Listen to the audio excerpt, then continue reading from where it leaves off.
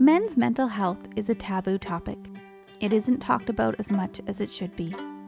There is a stigma and a belief that men shouldn't talk about struggles they face. Society has an outdated view that men need to be tough. They just need to man up. Vulnerability is seen as a weakness. This couldn't be further from the truth. Yet it is this belief that is preventing many men from seeking help when they need it most. Trauma and stress shape the brain's organization. When a person experiences a trauma, the brain goes into survival mode. Trauma changes the way we think, feel, and act. Repeated exposures to trauma has a direct link to mental health. In this episode, we hear from Andrew and his wife, Nicole. Andrew shares his story of D.ID, dissociative identity disorder, or more commonly known as multiple personality disorder. We hear the challenges Andrew and Nicole face together. They share their journey to finding healing and health. Andrew and Nicole discuss the difficulties they experienced while seeking services and help. This is in regard to men's mental health. Hi, I'm Andrew Cosby. I guess I'm here today to talk about my mental health story, struggles, whatever. I guess the sort of biggest detail is that I have D.ID, dissociative identity disorder, what they used to call multiple personality disorder, but that's not totally how it works. Sort of is, sort of isn't. One of the main features of it is that I tend to forget and block out most of my life, so it's hard for me to tell my life story because I don't totally remember it all. Huge swaths of my life, I have no idea what happened. So it starts, I guess it started when I was 3. I guess that's kind of when I split my first personalities off. Things were pretty dark back then. My parents were sort of just about separated. They were kind of old school a little bit, and were just not very good at parenting. Anyway, I used to get up in the night and I'd turn everything on and I'd just get up and do stuff. And my parents didn't know how to keep me in bed, so they started tying me to the bed while I was supposed to be sleeping. So yeah, I just would get tied to the bed, and I went a little bit crazy. I have vague, I've uncovered it in therapy. I didn't remember it until recently, but I do remember sort of just going crazy and screaming and yelling and then just not being able to handle it. And so I just sort of exiled that part of me off and would just sort of carry on without that part, like the part that was upset about it. So that was kind of how I got my first alter personality. And then sort of like once you get one, like that sort of becomes the way you deal with stress and things like that. So I just created more with later traumas and stuff like that. As things got worse and worse, I just kind of create more. I have kind of a low number compared to most. I have like 9 or 10. Like some people have thousands. Like they have a personality whose whole job it is just to turn on light switches, but mine's not quite that hyper specific. So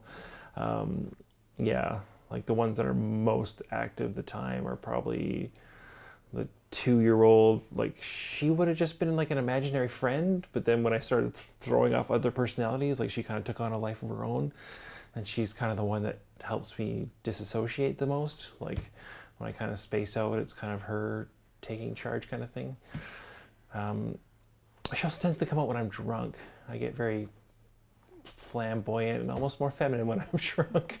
I've often been accused of being gay when I'm drunk. Like, no, just kind of girly in my head. I don't know. So there's the depressed 4-year-old. Like after my mom left, there was like a super depressed 4-year-old that was sort of just kind of gave up on life and thought life wasn't worth living. Like that one is a pretty heavy influence on my life. I spent a lot of my life living through that one. And then I sort of created a 7-year-old. My 7-year-old got created to sort of keep that one in check, where I sort of like became angry at myself and angry at the world, and I'd use anger to sort of fuel change or fuel just doing anything, like doing chores. I'd get angry and get my chores done kind of thing. Like I still kind of do that. I'm getting better. I don't quite get upset every time I get to do chores now. But yeah, so those are probably the three that are the most active. And so that made life a little bit difficult. I spent most of my life just kind of like a lot of it as the 4-year-old, just kind of wanting to die, not liking my life too much. I was kind of vaguely suicidal. Like I was only a couple times in my life where I've been like actively thinking about killing myself, but most of it I just was like, oh, I'll probably die soon anyway, so why bother? So I sort of drifted through life just thinking I was going to die any minute. But then one day I kind of realized that well, if I'm not going to kill myself, then I'm probably not going to die anytime soon. Like there's not really likely to be anything that's going to kill me. So then I sort of thought of this Clint Eastwood line, get busy living or get busy dying. So I was like, well, I've sort of not been living a life for my whole life. This is when I was 30. I'd been just divorced from my first wife. I was really down. I was doing a lot of drugs at the time. Drinking a lot at the time. I was, pretty much it was like an every weekend thing. Every weekend, like Friday night, I'd get together with my other buddy who was pretty screwed up, and we'd just drink like 30 beers a piece and do cocaine until the sun came up, and then sort of rinse and repeat for months and months and months, maybe even a year. I don't totally remember. But the problem with that is like the highs you get just as low, if not lower, the next day. And I knew one of those days I was just going to end up offing myself because I just got so low. I'd hate myself so much. And I was like, I realized I didn't actually want to die. So I decided to just give up all that, like cut out a lot of those people out of my life, and went and got a bunch of therapy, and that got me to sort of like a better place. And then I decided to try living life for a while. So I went and got a job and plugged myself into it and was like good at it. Like I was really good at it, got promoted, and soon I was a foreman running the show. And then after a while living cleanly and good for a while, I was like, maybe I can meet a woman and do that. So then I met my wife, Nicole, and she was awesome. I love her very much, and she was a perfect fit for me. She was super supportive and good, and yeah, I don't know, I just knew from pretty quickly on that we were going to be good together. And yeah, she just made me want to be better and all that good stuff, and I was looking forward to the life we'd build. So I kind of rushed her into getting married, and then everything was good for those first couple of years. And then right after we got married, like a couple months, like we got a little bit of a honeymoon period, but then right after that, my mom started dying, and it was a bit of a prolonged thing. And she was in the hospital and needed a lot of support, and that was what it was like growing up. Like when I was growing up, she would be really abusive, and then she'd feel bad, and then I'd have to comfort her for being abusive to me. So it was just really demanding. Like she was just super emotionally demanding. And so then when she was dying, it was just so emotionally demanding. It just re-triggered and it just brought up so much stuff from my childhood that just I kind of forgotten about, pushed down, disassociated. That's what I do, is I disassociate. So I just kind of forgotten about all that stuff. And yeah, it just set me in a tailspin. I got all suicidal again. And then I'm trying to remember what happened around that time. I started getting more counseling. Or no, my counselor that I had retired, and then I ended up getting one that was just amazing. The counselor I have now is really good. I've made the most progress I ever had. She's the one that helped me realize the whole D.ID. thing. Like as we're doing all the therapy stuff, it's just like, oh right, I'm not quite alone in here. I always knew I thought different than other people. Like I've always been able to see always multiple sides of everything, but I think it's maybe just like the multiple perspective kind of thing. Like I just naturally, I don't know, like I see some people, like they hit a problem, they can only see it from one way, but I'm like, oh, what about that? What about that? What about that? Like it's just the way I think, which makes it hard to decide what to do with your life sometimes, because you're like thinking of a bazillion different options and you get pulled in a lot of different ways. Like whenever I've done personality tests, like it depends on my mood. Sometimes it's completely one thing, sometimes it's completely another. Like, I don't know, like Myers-Briggs, I'm an INTP, INTJ, ENTJ, ENTP. Like I can't seem to settle on one, but I realized, oh, it's maybe because I'm different. People are sort of in the driver's seat when I when I take these tests or whatever kind of thing. Like there's a big variance, like it seems like, for me it's not like they totally take control. I mean, sometimes maybe they have, not very often. I usually remember what happens. It's very rare where I've not remembered. Like some people have no recollection of like what happened, like someone else could take control. And that happens to me a little bit, but not as much. Like I won't like lose an entire day or anything. It'll just be like short periods kind of thing. When my wife and I fight, I almost never remember what was said. Like I don't remember the words, I just remember the emotions. And it makes it really hard to win an argument when you can't be like, but you said this, because I don't remember what you said, but I know you said something, you communicated something to me. I'm like, oh no, wait, that's totally just what I thought in reaction to what you were saying. So sometimes our conflicts take a bit of extra work on her part and my part, because I don't always realize, I don't see reality all the time. Like my filters can be quite strong sometimes, so it takes a bit of effort to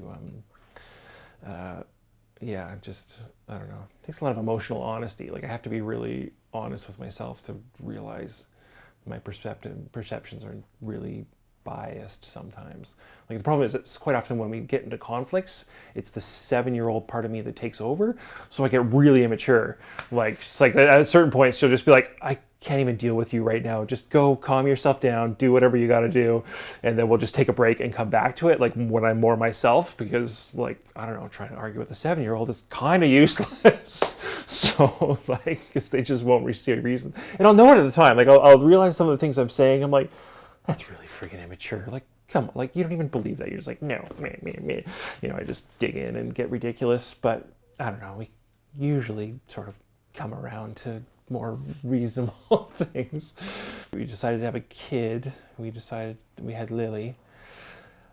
She's 5 now. That was sort of like a decision of, I wasn't sure that was ever going to be ready or better enough, because I've sort of like, most of my life I'd sort of held off on doing a lot of things because I was like, oh, I'm not ready enough for that. I'm not well enough for that. So I just avoided most challenges. I never really got much of a career. Like I've got art stuff I wanted to do, and I've never really pursued much of that. Like I've always held myself back thinking I need to be better before I do it. But this time I'm just like, well, I'm not getting any younger, and I think I need to just do it. And so we just kind of pulled the trigger on that and did it. And it was good there for a while. Like for a while it was really good. And then it was weird. My issue, like suicidality thing completely switched for a while. Like where I was terrified of dying, like for a little while. I'm like, I gotta be there for her whole life. And then I do scaffolding. That's what I do for a living. So I'm up at heights. I'm doing dangerous stuff all the time. I'm safe when I do it. I clip off. I do it right. Except for sometimes I do forget, but I'm usually pretty good. Suddenly I was just like, this job sucks. I'm terrified. I don't want to die. I want to get home for my kid, blah, blah, blah. And then things went bad again. I don't remember what triggered it. And then suddenly I got suicidal again. You tried EMDR with the first counselor. Right, I was doing EMDR with the other counselor. In hindsight, he was a bit he was pretty reckless with it. Right, the first counselor was quite loose with the EMDR. Like he didn't have, like, quite often it's like the EMDR is the therapy that I'm doing, where it's like it's bilateral stimulation. It kind of puts you in a dream state, and you can reprocess old emotions. Like the idea is that you only go into it a little bit, you only dip into it like 10%. Like you don't dive right into the memory and deal with it. You just kind of dip in a little bit, and you tap left, right, or you have these paddles, or you follow an eye thing, and it kind of puts you in a dream state, and your brain reprocesses that memory from your sort of adult perspective.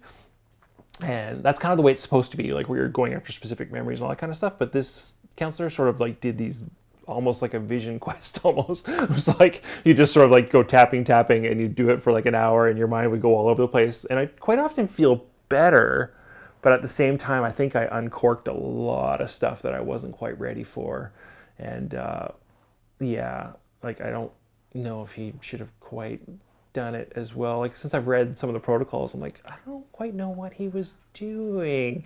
Like you're not supposed to do that. You're supposed to do it very controlled, like just dip into the memories just a little bit, not enough to get too upset. Because if you get too upset, then you don't deal with it properly. Like you just get caught in the memory and you're not reprocessing it. You're just experiencing it again.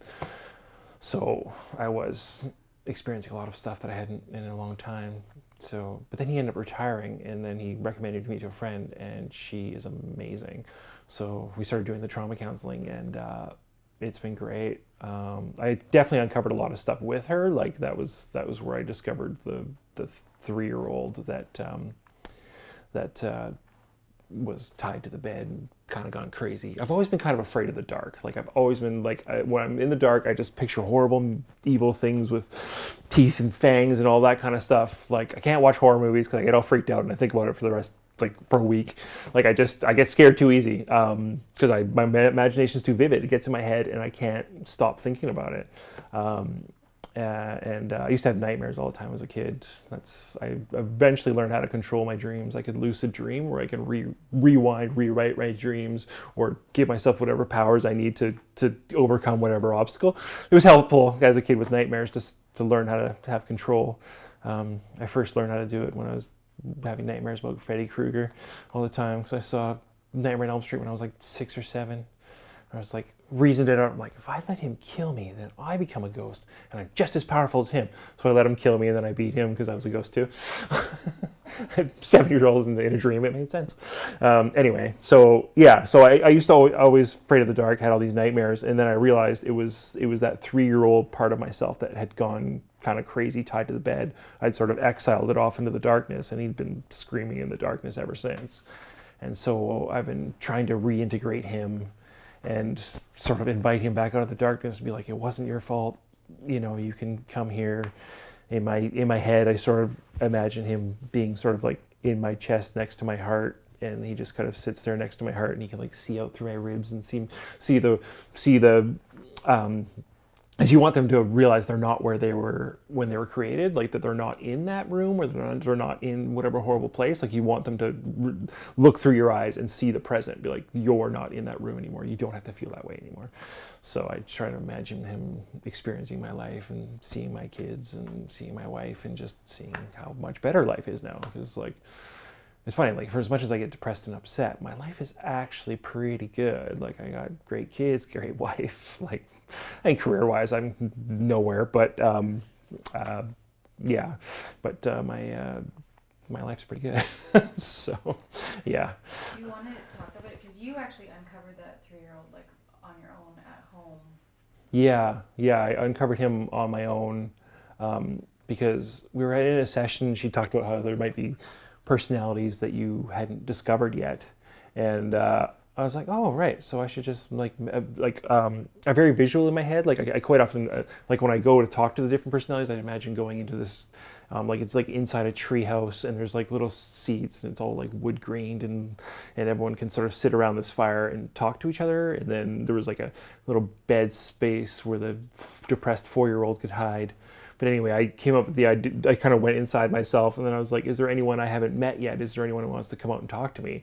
And this 3-year-old just came out like crazy, and all of a sudden I just like, I don't know, I just went nuts.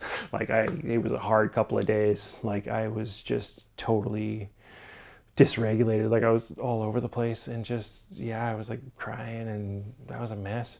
Like, I don't know, I never cry. I tend to dissociate. Like, I was a complete mess, and ended up having to call my counselor and talk to her on the phone for a while. And I told Nicole not to bring the kids home right away, because I'm like, I can't even deal with them right now.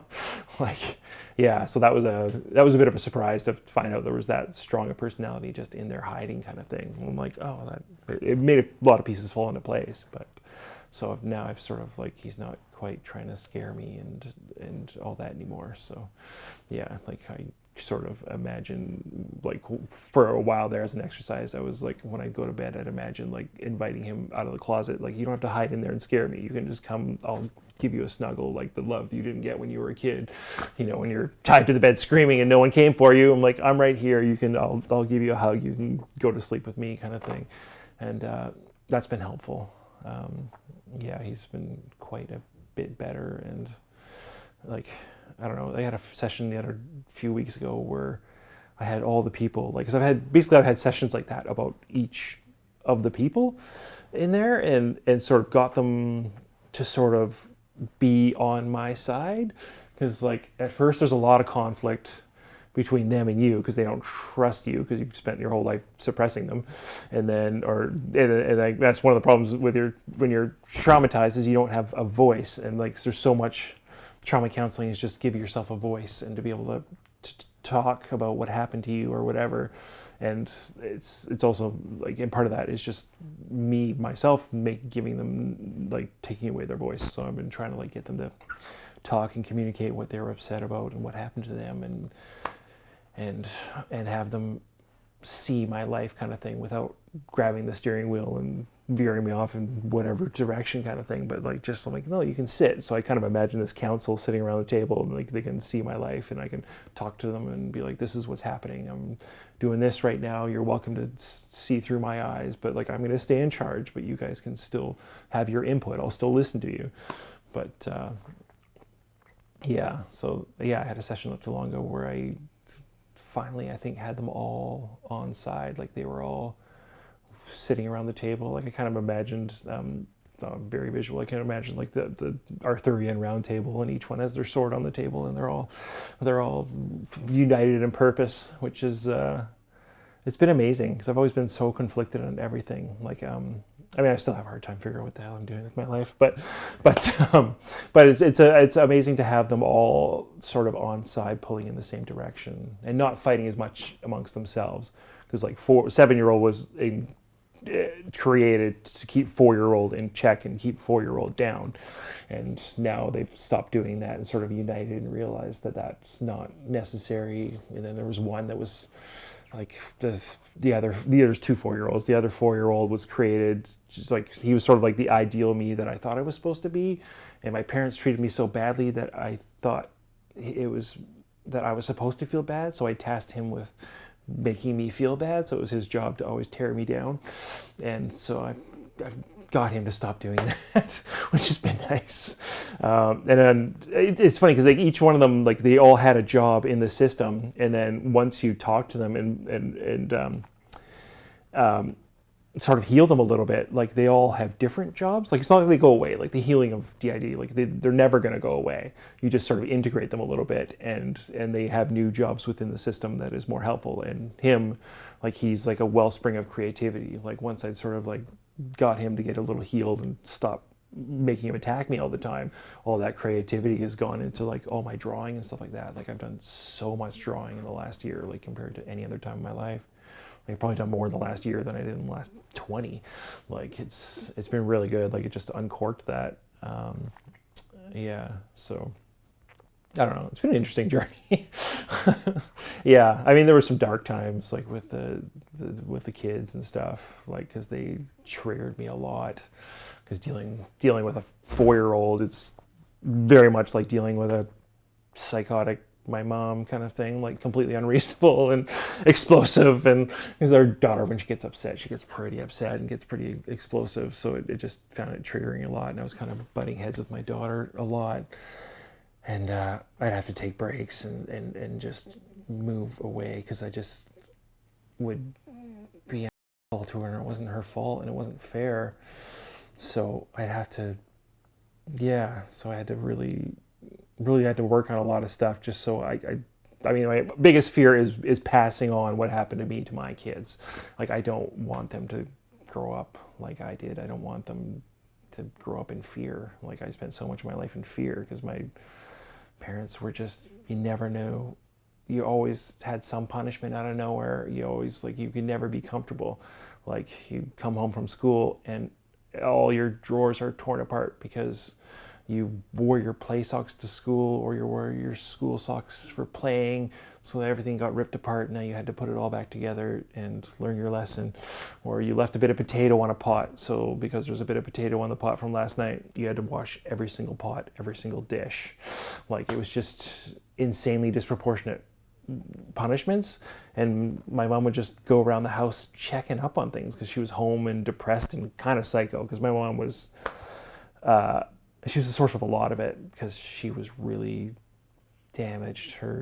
she was sort of sexually abused as a child and emotionally and physically abused and stuff. So she was pretty screwed up. So, and then I'm one of 6 kids, so it was like a lot of pressure on her. And then she married my stepdad, who was not a nice man. He had a real sadistic streak. So yeah, anyway, living with them was quite terrifying all the time, and just sudden and disproportionate. You never knew. Yeah, so anyway, I just don't want my kids to grow up like that. I want them to be happy and comfortable with who they are and not spend their whole time suppressing who they are. And like, I don't know, like my nephew that stomps everywhere he goes. He just stomps. The kid's the loudest walker. But I'm like, good for him. He feels comfortable enough in himself that he can go stomping around. Like everyone in my family, we walk quiet. Like you sort of like go on the blade of your foot. Like you kind of tiptoe everywhere you go. Like my sisters had a prescribed way to walk down the hallway to their bedroom because they had to go past my mom's. Like they had to do a little hop skip around each of the squeaky boards so they wouldn't make any noise and wake my mom up or disturb her in any way. Like they had a prescribed way they had to tiptoe down the hall because my mom had mapped out where all the squeaks are. Like it was, I don't know, it was insane. So anyway, I don't like to go too much into that because it just depresses people because it was just so fucked up. Yeah, anyway, so where are we at now? Life's pretty good right now. Like I don't know, I feel like everyone's pulling in the same direction. Still healing some of the trauma stuff. Because a lot of it you just forget about it and push down. Things are going a lot better with the kids. I'm getting along a lot better with my daughter. Just more present, like less disassociated, more present for the kids, and Triggered. less triggered. Yeah, not quite as explosive myself. Yeah, like yeah, I did not like how things were there that way for a while there. I felt so guilty all the time. But yeah, things seem to be better. I don't know. They love playing with me. I like playing with them, and yeah, I don't know. I'm trying to work on some art stuff. I just started a new job. I mean, it's not much of a job. It doesn't pay all that well or anything, but I kind of enjoy it because it's not as physically demanding as scaffolding. I'm not exhausted when I come home. I can play with the kids. Yeah, working on a few art projects that I think might actually have some potential to do something, go somewhere. I think the marriage is looking good. I don't know. better than it was, that's for sure. Yeah, I mean, marriage tends to suffer when you've got 2 and a 5-year-old. Like, there's just not a lot of time for each other. But the grandparents have started taking the kids once every 2 weeks. They take the kids for a sleepover. So, like, every other week we get to have, like, a night to ourselves, which is amazing. I don't know who gets that. Not very many people. So, yeah, I don't know. Life's pretty good. I guess that's the whole story. So hi, I'm Nicole Williams. Andrew is my husband. So we got married 2014. We have our anniversary coming up, actually. We're going to celebrate it by our 5-year-old having dental surgery. So it's really exciting. But as Andrew mentioned, we've got some grandparents, so I'm sure we'll not forget it like we did last year. I think we're in a much better place than we were even a year ago. So, yeah. I am really nervous, but I saw this call out for storytelling from Takesha just around right around when I went off work, just in like December of 2020, and it just kind of felt like maybe a missing piece of the puzzle was this need to just like really share and just feel like heard in all that we've been struggling through. Yeah, I think that Andrew mentioned we've had tons of support and lots of really great friends and family who have really stood by us, and yet you still can feel really alone in all of that. So I think this last year in particular, as Andrew has and I guess for me, I'm still kind of like, it's unofficial, this like D.ID diagnosis, and We don't have like the stamp on the paper, but I can definitely say that it really adds up, and it has actually brought a lot of clarity to our relationship, I think, and helps me to understand how to relate with Andrew, particularly when he's elevated and triggered and that sort of thing, to just understand where he's at in his head. And I started looking around at different information sites and such about dissociative identity disorders, and just trying to get information a bit about it, and realizing like, okay, I need to really accept this, and just because we don't have a diagnosis, we have all the information, so let me just read about it and just understand it a bit more. And there was a section for partners and spouses of people living with D.ID. And so I watched a video of a husband, and he supports his wife, and they have kids. And I just broke down. I was like, this person understands. This is it. He is speaking to exactly all of the things that have been my struggle on the other side. And D.ID. is big and loud and almost sensational in a way, and so and then we're just sort of the silent supports, and so it's easy to just put in whatever coping strategies I have, because the D.ID. is there, and there's nothing that's going to derail that unless Andrew has the time and space. And so you just realize how often you have to put yourself to the side, and I know it's hard sometimes for Andrew to hear, but also realizing that that's not a solution either, and we as partners, we don't have to be martyrs, and that actually doesn't make us weak or bad partners or unsupportive. That caring for ourselves is just as important as caring for our partners. And we just have to get big and loud about it too sometimes.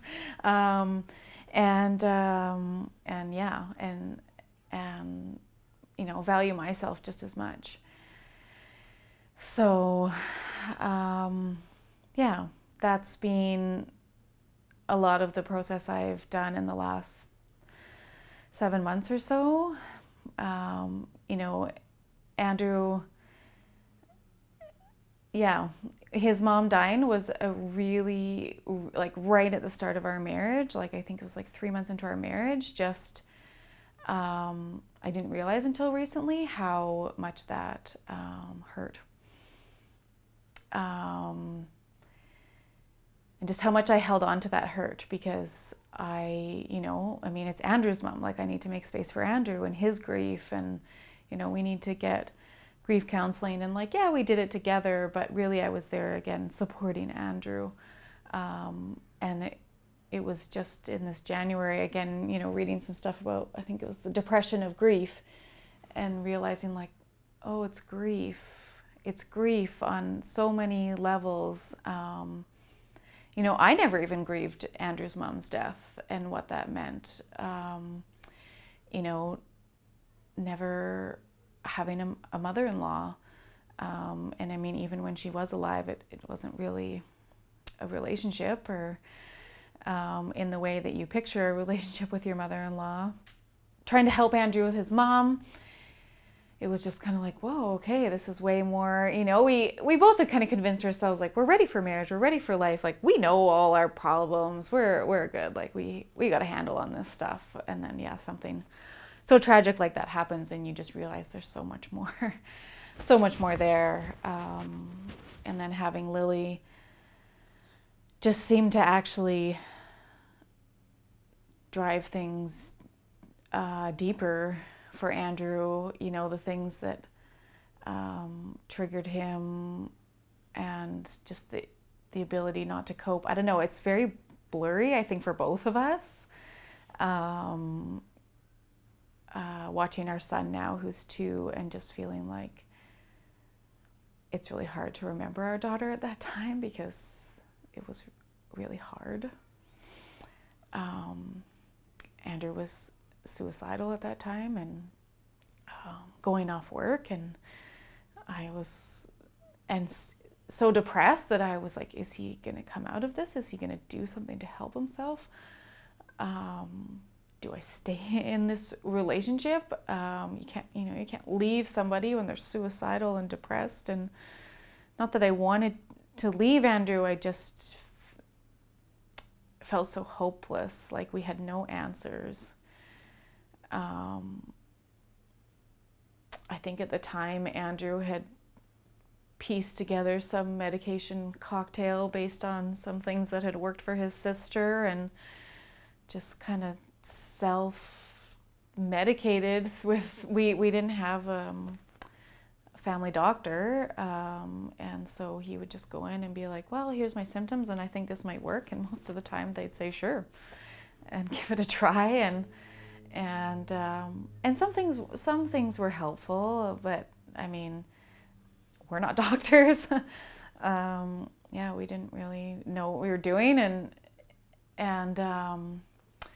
then same with counseling. I mean, trying to find a counselor, and we had found this counselor who did EMDR. That was the new thing, Okay, there's trauma. We know it's trauma. That's, the core, at the crux of what everything that Andrew's going through is trauma. So, okay, EMDR is good for trauma. So let's find someone who does EMDR and pursue that.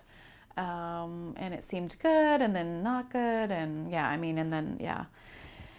Andrew being suicidal, and then you read some people get suicidal when they're doing EMDR, and it's like, that might have been nice to know, and just thinking about just the lack of communication there, and then learning EMDR can be really effective for singular trauma, but complex trauma, which is typically childhood trauma, you just have to tread that much more lightly with EMDR. It's not to say that it can't be effective, it obviously is, but you just, like Andrew said, you have to go so slow, and just really, Andrew's counselor just talks about sort of peeling away just a little layer of things, and seeing what's there, and then moving forward a bit. So I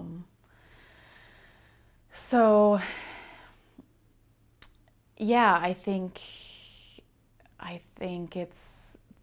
it's been a hard go with our kids, and then Andrew going off work. So Andrew went off work when our daughter was about 2.5, and he was really depressed, understandably, I think, and then trying to find, okay, so what are we gonna do? We need help. This isn't working. Okay, at that time we did finally have a family doctor, but he was pretty brand new, I think. And so he supported Andrew going off work, but in our eyes, I was kind of I kind of just wonder if Andrew just should be on disability, because I don't know if this is the best thing for him, and he needs time and space to heal, and energy. He's so tired, and has just pushed himself to the max. He can work, but at the expense of everything else in his life. But his doctor didn't know him well enough to he said, yeah, I'll be supportive, but what's he going to put on the paper? He doesn't even know Andrew, or our family. So anyways, we waited a long time, because he's suicidal, so he gets a referral to USTAT, which is supposed to be emergency psychiatric services, I guess. But months go by and nothing. No one's even contacted us, and and Andrew's just sinking deeper into depression, and I'm trying to work and have our kid, and what are we doing? And thankfully, I think Andrew and I just sort of reached a point where I think it's back into that, okay, I know you're depressed and it's been hard, and now we're kind of at this point, like, what are we going to do? We got to do something. We just can't just give up.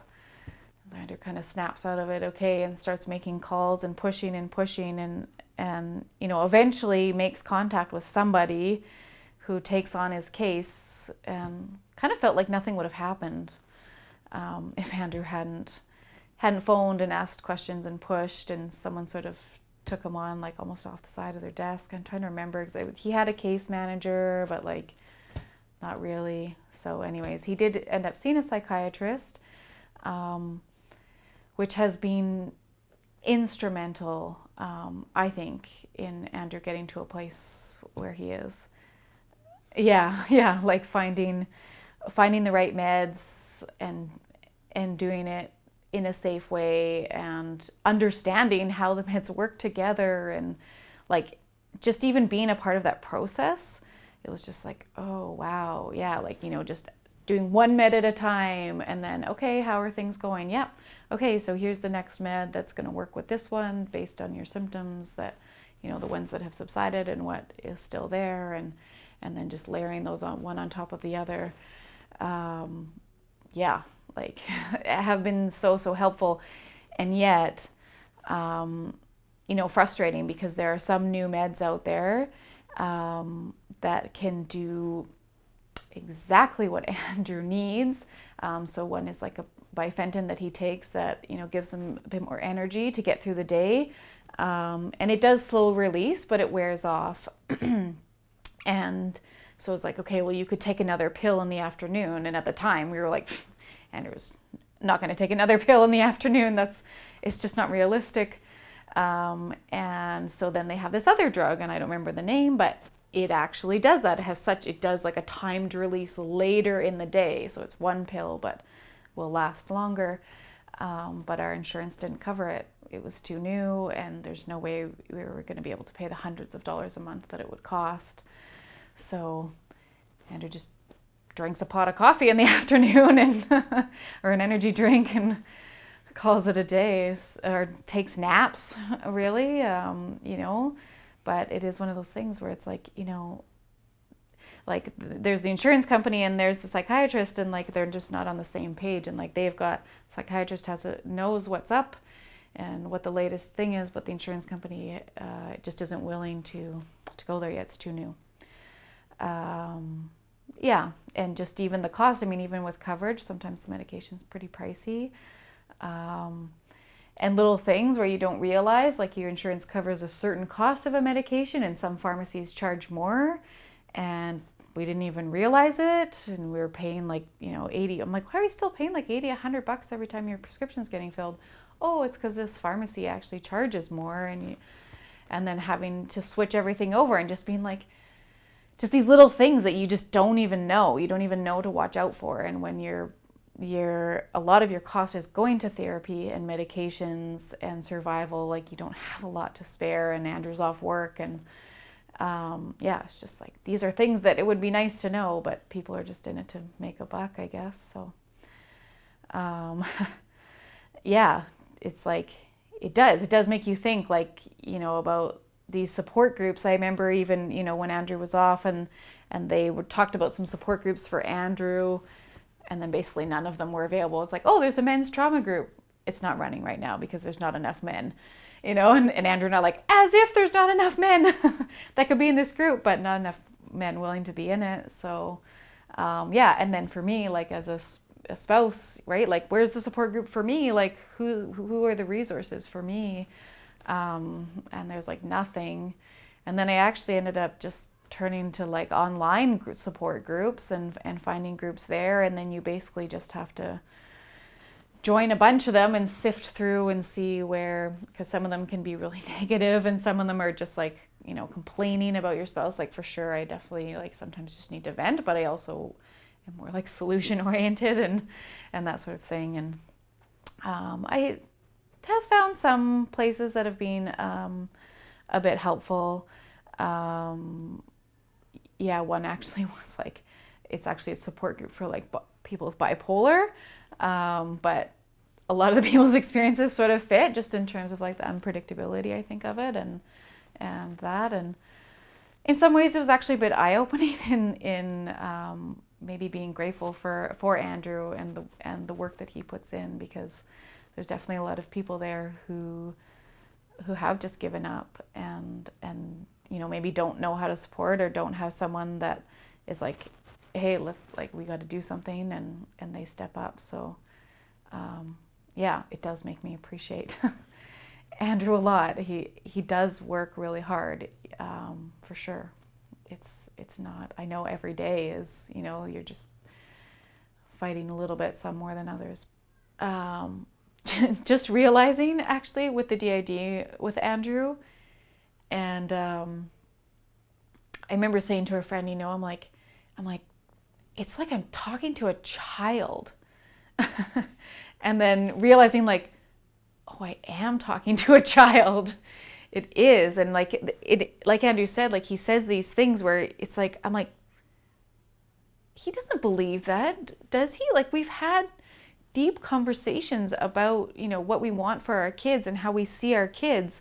And then he'll say just like the most childish thing, like, well, they deserved it, or like, well, she hit me. And I'm like, what are you talking about? Like, you're an adult. And then it's just kind of this, oh, right. Okay.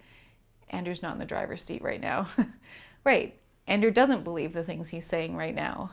It's somebody else talking, or another piece of himself, I guess, talking. And then, and that's when I'll just be like, right. Okay. Stop trying to reason with him. Stop. Just stop. And just, which can be hard too, I think sometimes, because the 7-year-old is so unreasonable. Like if the kids are around, Andrew and I've sort of had to talk, and I've had to say, like, if I ask you to leave, you just have to leave. And it can't be an argument or discussion because you're so irrational. And it just sort of has to be this agreement.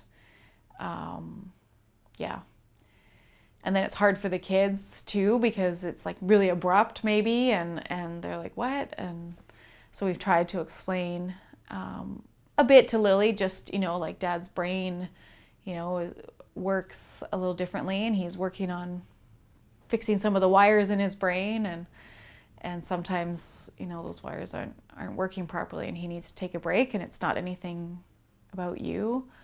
And she does seem to take it better, I think, than, before it would be like, wow, lots of screaming and anger and storming off, and that was not a good way to do things. But now at least, it's short and curt, and like, you got to go, okay, bye, like, but there's just a little more understanding, and actually can be quite beautiful when Lily will say she just wants to say one thing to Dad, like, hey, Dad, I hope we can play together when you come back, or something. Or it's just so sweet, and just,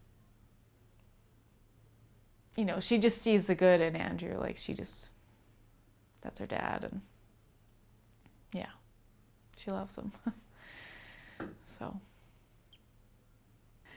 just the financial struggle, we're still in this, like, okay, what do we do?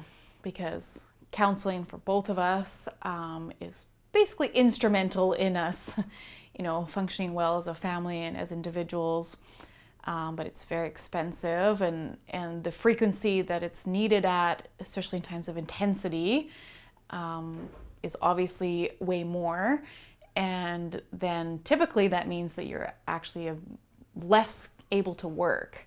So it's like if we're in really high stress, then we might up Andrew's counseling to weekly even, but then that means that he's not working, because he's not really in a place to be working. If he's needing counseling that frequently, just to sort of keep level. And so where's that money coming from? It's really stressful, and like all of us, right? When we're stressed and we're grabbing meals to go and quick food, and even like, food spoiling because no one's really keeping track of what's in the fridge, and you're just like impulse buying things, and our daughter struggles so much with clothes. Everything's too tight and doesn't fit right, and like just epically difficult. And of course, if our anxiety's up, her anxiety's up, and then her clothes are, and it's just like, just climbs like this. So then I'm out like trying to find just like one pair of pants that our kid will buy. So then I'm like, we try pretty hard to thrift and buy things used or get things given. But then when you're just like, my kid literally doesn't have a pair of pants to wear, you just go and buy everything. Or I would be like driving around town picking up free clothes, like boxes and boxes of free clothes, and just hope that she would pick like one thing out of those boxes to wear. And you just feel like, like everything just starts to feel like so much. And you still gotta pay your bills and pay your rent, and our car breaks down and needs repairs, and this, there is money available out there, but it's just, it's a lot of convincing, it's a lot of paperwork, it's a lot of, doing things that are actually really hard to do when your mental health is not that great. And it's something also that pretty much becomes my sole responsibility. It's because for Andrew, it is. It's just hard. And like, he's tried taking it on, and all it does is just make him flustered and angry, and then just creates like another need. So it's like, okay, don't bother. Okay, well, like, let's just make space for me to do it. But it is hard. It's hard even for me to find space and to find the focus, I think, for it. We've messed up paperwork in the past and not received money for affordable childcare benefits. And I went to a tribunal about it with I think Owen was like a month old. So he had to come with me, and I stood in front of this tribunal and told our whole sob story, and like, these are the things that were happening, and this is why the paperwork wasn't submitted on time, and this is actually why I thought that it was submitted on time, and these are the mistakes that were made. And only to lose. The tribunal came back months later and were like, nope, we just don't. It was actually kind of ridiculous. Like, who are we to say, that these people didn't make the right choice or something. Anyways, and I was like, you are exactly the people to be doing this. That's why I did all this. And that was really, really defeating, actually, and just made it even that much harder to fill these things out. And it's not so straightforward. Like, I think people on the other end of things just think like, yeah, you just tick the box that you're working or that you have a medical issue, and then you just like fill it all out and continue on. And you fill out your income and all these things, but for us, it's just so much in flux. Maybe sometimes Andrew is working, sometimes he's not working. For a while there, his medical because his doctor didn't know him, he only did it like for a year. And so then you have to update it every year, and you have to refill out the form and renew it. And like, where am I? I'm working, I'm on medical leave. You just have to like report your income. Anyways, it's just a headache, and you start to feel like, is it worth it? Right? Is that time and energy worth it? Well, it is, because we don't have any other resources, financially speaking. But yeah, it just feels like it's just hard, and you wish that there were people to walk you through stuff, I think. And you think about like, these places where they do help people get through the paperwork and stuff, but it's like, I feel like I'm pretty confident, pretty knowledgeable, like I've got a good understanding of things, and I managed to get myself through university and all that, and yet like filling out these forms is just so painful. And like, what do we qualify for and what do we not? And and so the next piece is Andrew's disability, because I really do think that long-term disability is would just take the financial stress off us and allow us to focus on getting to a place where, Andrew could pursue his passions and it's not like this is the assumption, right? Like, well, you just want to be on disability so you can just stay home all day. Like, that's not it at all. Like, Andrew doesn't want to stay home all day. he has dreams and passions, but if he's working and exhausting himself, he's not going to have the energy to pursue the things that he needs to. And he's doing all this work and all this counseling and taking these meds and showing up for his family, and like, I don't know, it's frustrating. It's hard. It's hard to face that paperwork because I could fill it all out, and it's like a 200 page or something. I don't even know. It's really long. It's like thick. I printed it off, and they could say no. They could say no, you don't qualify. So it's hard. Yeah. But I know I need to do it, and then it's kind of just like this weight on our shoulders. And it's hard too. It comes with a certain, piece for us and Andrew feeling like, he wants to be able to support our family and feel like he can. And I know it's really hard for him not to work, because he feels like he's letting us down. And I don't know, I just try to remind him that he is doing the work. He is doing so much work for our family, and it's important. It's really important, because we might not even be together, I think, if that didn't happen. So just thinking about this last year. I was coming off maternity leave, going back to work in September. I'm a teacher.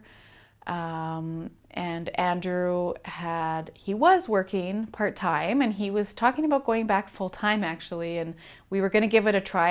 Andrew was really adamant about trying full-time, and I was very hesitant, but we had many conversations, and I said, okay, let's give it a try and see how it goes. I was going to be on mat leave anyways, so it wouldn't be too much pressure. And then it was COVID. And Andrew, being the guy who went off work and was only part-time, the company had shifted ownership while he had been off work. And so the new boss didn't really know Andrew as well, and didn't know him to be like the reliable, trustworthy, competent person that he is, and even that was hard. But anyway, so he was kind of one of the first people to go, to be laid off through COVID, and so it was really weird because we had really geared up for this full-time go with things, and then all of a sudden he was off work. And at the beginning, it was kind of a relief because COVID was scary at first, and we had no idea where it was, and we were just kind of happy to hunker down with our family. But then it, quickly got hard, and I think for everybody experienced it, right? Just the stress and the inability to get space from each other and to be on our own, and who's gonna take your kids for a break and all these things. It just wore down on us. And also Andrew was in the middle of doing this really intensive counseling, and she was doing a lot of like background work, I think, really trying to get to know Andrew and all these parts and everything that was there. And so he's really like bringing up like really new stuff, like stuff that always been there, but like new realization. And it was intense. We did okay. I think we did okay, but it was kind of nice. Our kids were still young, and so it was nice to have a lot of family time. But like any family, I think, with COVID, it was hard. And anyway, so we decided that Andrew would actually stay home with our son, who was 14 months. I would go back to work. And then Lily she kind of had a mishmash of childcare. She'd have some nature school, she'd have some time-enrolled daycare, and my mom would help out. And so Andrew would have Owen 3 days a week, and my mom would have Owen 2 days a week, so that Andrew could still have a bit of rest time. And I felt pretty okay, and Andrew and Owen had a really good relationship. Typical second child, we definitely felt more confident, more comfortable, and it felt like it was going to be good. It felt like it was the right choice.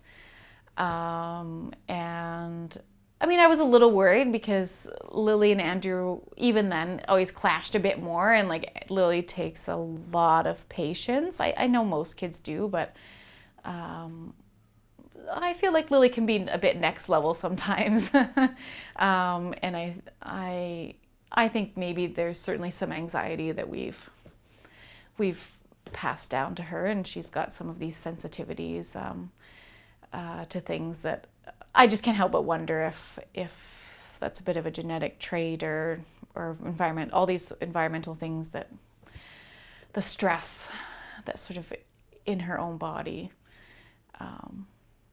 which is a bit hard because you try so hard not to pass these things on to kids. You don't want to, and I know that we're not going to perfect them and they're going to have struggles,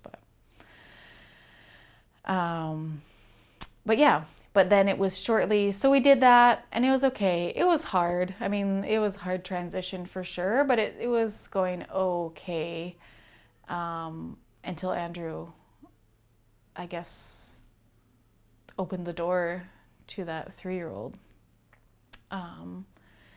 which I feel like was pretty early on. Like I want to say around October, maybe that happened. And he phoned me and just really shaky and not really himself, and asking for me to come home, and the kids were at my mom's, so it was easy to ask her to keep them. But then also, my mom again has been really supportive and understanding, but like it's hard to really fully understand, mental health, and I think she has more of my tendency to like push through, and you just sort of keep going and keep your head up and keep going. And so she can't necessarily always understand when we're trying now to listen and say like, oh, actually you don't have to push through. You have to stop and take a break or regroup. And anyways, I think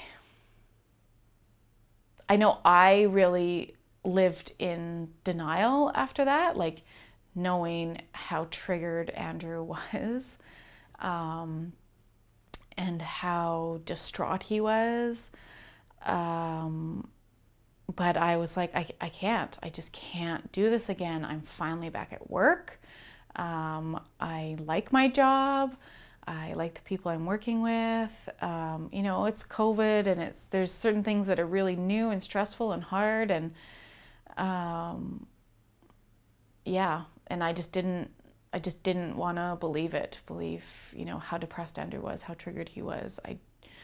And would in turn just like lean heavier into work and like, well, I have to, be at these meetings, and I was starting at a new school, and just, wanting to have my finger on the pulse of like what's happening at the school and get to know people. I like to know what's going on and be a part of things. And I think for once I just was like, I'm putting me first, and like, my family is fine and they can take care of themselves, and I'm there when I'm there. And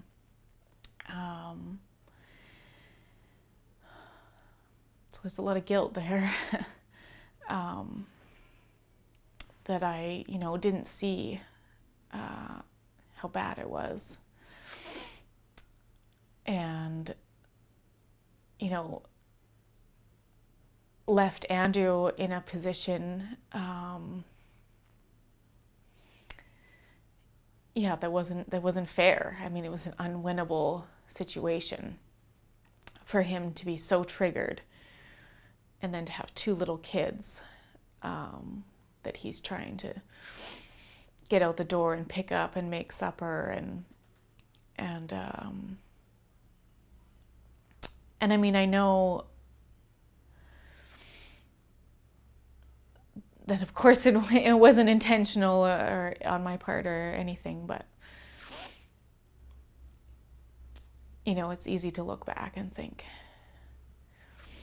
the job was not that important. And that was the realization, that I came to barely making it to the end of term. It was like in my body, I was physically wrecked and in pain. Injuries that I've been struggling with since our marriage, just really flaring up, and I know, my body being like, stop, slow down, and I'm like, no, I just have to keep moving, until Andrew's counselor contacted us and said we need to have a discussion about a safety plan.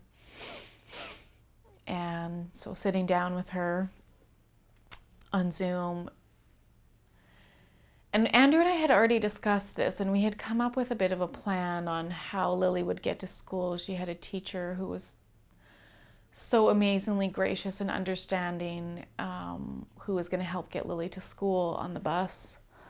She actually, her husband had a massive breakdown after a surgery, which they didn't know was a reaction, I guess, that you could have after surgery, and they had no idea. But yeah, basically he came out of surgery for who knows what, and then just had like a total mental breakdown and just like could not cope with the world, couldn't do anything, and like would have to go, check in to like a mental health center daily. Anyway, so she was just so understanding, because she was like, I know exactly what this is like. I know what you're going through, and whatever you need, I can help you. And so that was a huge save. And then, we had, my mom was going to help out a bit more. I was going to leave work a bit earlier some days. But then we sat down with this counselor, and it was like, it just felt bigger and more real. And she just felt that given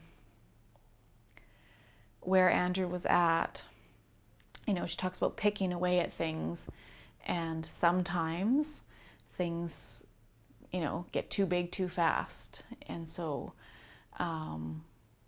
this was, maybe a bit more, it was a lot more, it was way more, obviously, than Andrew could handle. And so we were going to have to change some things, because he was in a state where he just quite literally couldn't cope,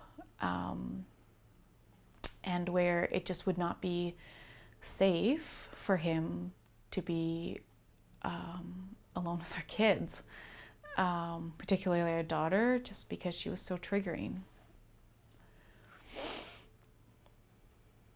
And to hear someone say that about the father of your kids, it's pretty hard, to say the least. Especially when you feel like all you're doing is fighting for your kids and doing all this work for your kids. And then to be like, oh, are we just never going to be able to be there wholly for them in the way that we want?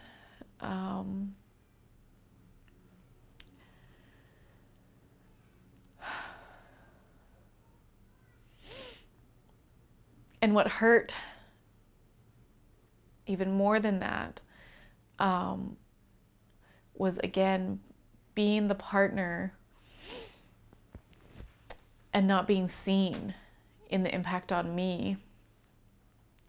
Sitting down and talking to Andrew's doctor and saying, hey, this is the situation, and asking about, ironically, about taking a medication in the afternoon that sort of helps tame the rage a bit so that Andrew could just function. And he talked to the doctor how triggered he was feeling and how much conflict was going on with his daughter, and Nicole's having to like come home straight from work and then like work after the kids are in bed, and all this sort of thing, and just the doctor going like, oh, Andrew, that must be so hard for you. Like, I've never really pictured you like, being like that, and just can't even imagine that's happening. And yeah, and just like nothing. Like, hey, Nicole, how's that for you? Like, not even a consideration. Yeah. And I was just like, how do you think we're even where we are? Like, I am the one keeping this family together. And does anyone see that? I know Andrew does. But yeah, and then sitting on the phone and saying like, hey, like, I need to work financially. I need to keep working. So is there any other way to get childcare for our kid? I mean, that's the other thing. There's no childcare for Owen. He's under 2. It's COVID. Like, there's not a daycare to be found for Owen. And so is there, something, is there social workers we can talk to that can provide, and then again, money, like where's the funding? Can we even afford daycare? And then to be told, you guys are way too high functioning for any of that.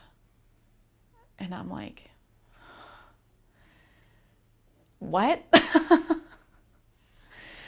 Like, we're crumbling. We are not high functioning. Just because, we're not actively hurting our children or going to hurt ourselves doesn't mean that we are not in crisis and that we don't deserve support. And I understand that our doctor, his hands are tied too. Like, I've been on the side of the social workers. They are going to look at, like, they're not going to do anything. They're not going to have time or make the time until something actually happens, because they just have so many other things on their plates. And so it's like, that they're not wrong, and still it's like, well, there's got to be more than this. There's got to be more than this. But there wasn't really.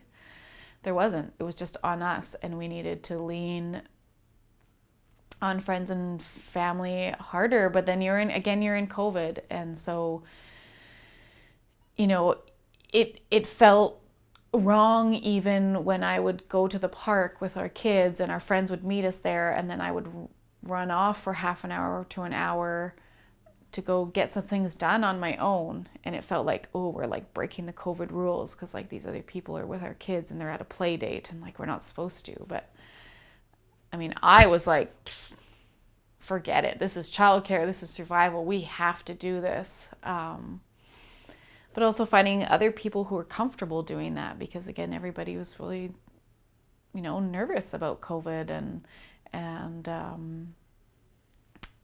understandably. They have young kids and other people in their families too, and even my parents, my stepdad's pretty high risk, and so they were helping out sort of as much as they could, as the max of what they felt capable of, and it just felt like, can we really ask people for more? There's got to be someone who it's just their job to help us. But still people did. Our friends started dropping off meals, and they paid for a cleaning service for us, and just little things to get us through. But still, I did end up going off work. I had actually some really helpful conversations with my naturopath and with my counselor, and just sort of realizing how much I was carrying and how ridiculous it was to keep carrying that, and that this wasn't a short-term thing. This was going to be the long haul, and you can't just keep surviving. There's got to be more space for myself and my healing. And so at first it was like, okay, fine, I'll take a week. off. And then, I'll take a month. Okay, now it's like been 3 months, and and it was good. It was all good. It was all helpful. It was very needed. It was a really dark time in our house, and in my head. And yeah, I went back to work a little like gradually, and now it's summer, and I do feel like we actually maybe can see some light through it all. And yeah, I mean, Andrew's in a much better place. I'm in a much better place, and have just found a lot of healing in that grief, and in finding space for myself, and even physical healing, and actually finding the connections with the physical and the mind, and like the physiological embodiment of that emotional pain, and yeah, so that feels like, okay, we're here a bit more. But it took so much fighting and so many doctor's appointments, and I ended up taking medication, and there's still like that stigma, like for myself, like I just do it to myself, like I'm on medication, ooh, like even though it's totally reasonable. Yeah, I think my advice for other men, it would be just honesty is probably the way to go. Like if you need help, just be honest and ask for it, and also just honesty with your partner will make so much difference. Like if you're just honest about where you're struggling and what you need to, what kind of support you need, or yeah, just yeah. I don't know. just all, yeah, honesty works so much better. Like if you like admitting to yourself that you need help, and admitting it's first way to get help, and it's just struggling through and soldiering on doesn't really work, because it just messes up your relationship. Like, because like they know when your partner's gonna know things aren't working for you. Like it's usually quite obvious. Like things will just tend to get worse and worse and worse. And if you're not honest with them and with yourself that things are bad and that you need that help, then you're doomed. I don't know. Like it just doesn't end well. Like I see that so many times, and it's funny. Like I'm really open and honest about my struggles and stuff like that, and even just like at work talking with other guys, and it's amazing once you start that conversation how many guys will be like, oh yeah, blah blah blah. Like there's a lot more hurting guys out there than people realize. Like I don't know, like I've become that guy on almost every crew where they come to me with their issues. I'm like blah blah blah, because I've just done a lot of reading, or just know a lot. I just understand people a bit better than maybe most, or something. I don't know what it is, but I just tend to fall into that bit of a counselor role. Like they just tend to tell me what's going on in their lives, and yeah, there's just a lot more of it out there than you realize. I think if you're honest, you'll find support a lot quicker than you would realize. Like there's people out there willing to listen. Yeah.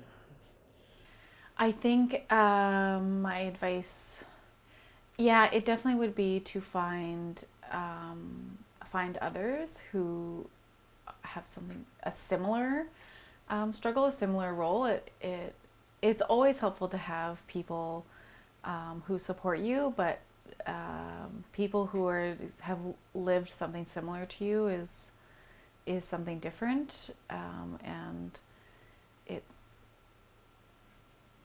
can just help you remember that you are not alone.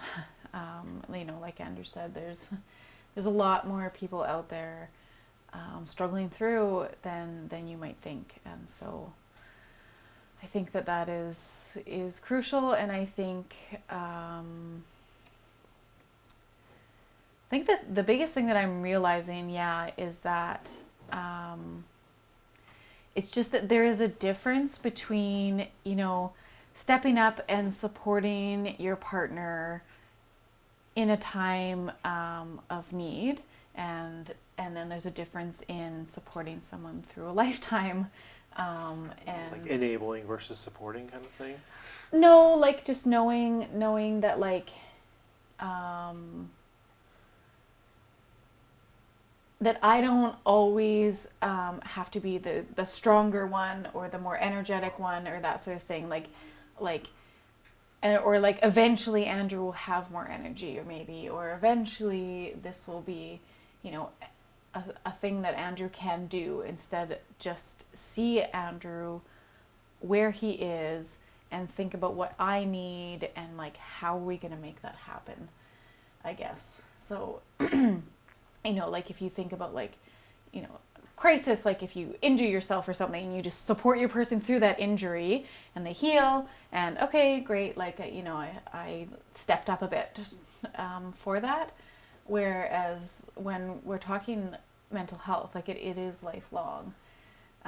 Even though you're still healing and like things are better, there's still always going to be, right? Like your body is just more tired, your nervous system is more, it just works harder, I think, on a daily basis.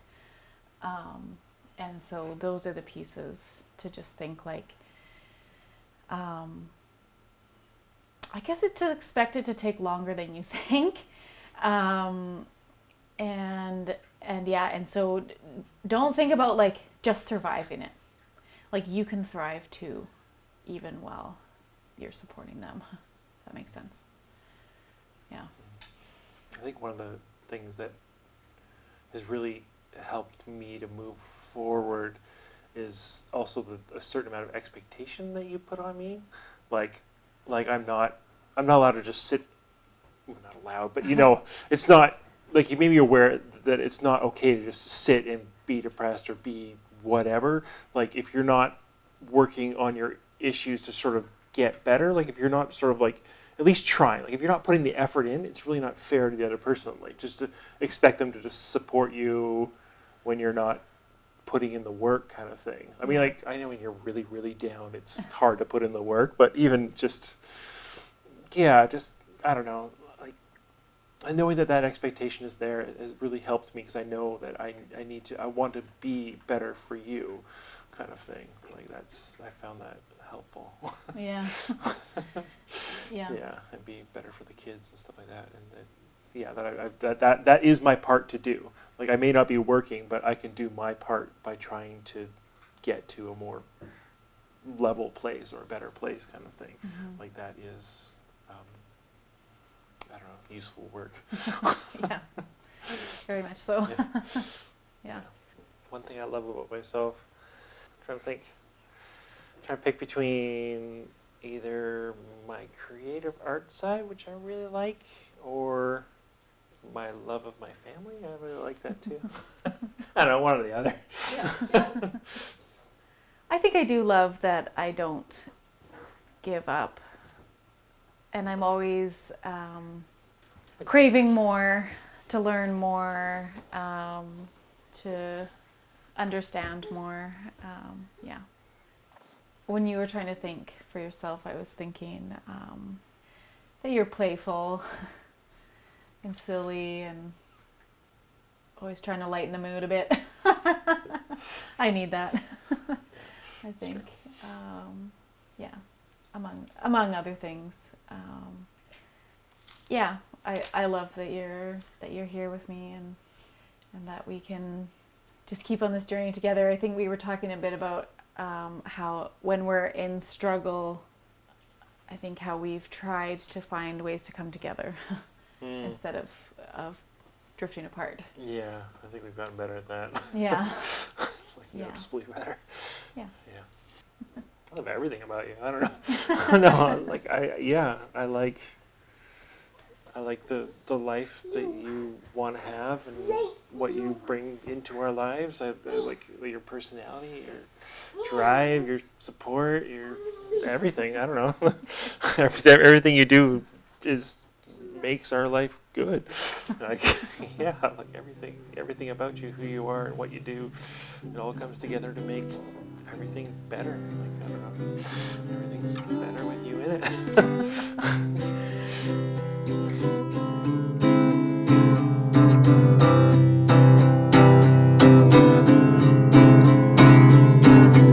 Hold the wheel steady, I'll put pressure on the ground like a kiss in the rain. We'll leave this town in a rusted pile so the hallways would feel like paint, splinter like wood. Weave between the lines of a coloring book. Say we made it there, just take a look. Read between the lines like you always could. Calm my pain and calm my blush. I'll be there in the morning, laying next to you. I'll be here, I'll be the man for you.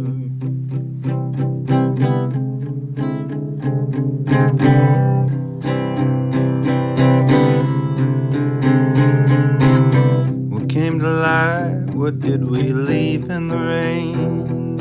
I'll take you from here and I'll be on my way. Peace and fight like we always do, still on my mind.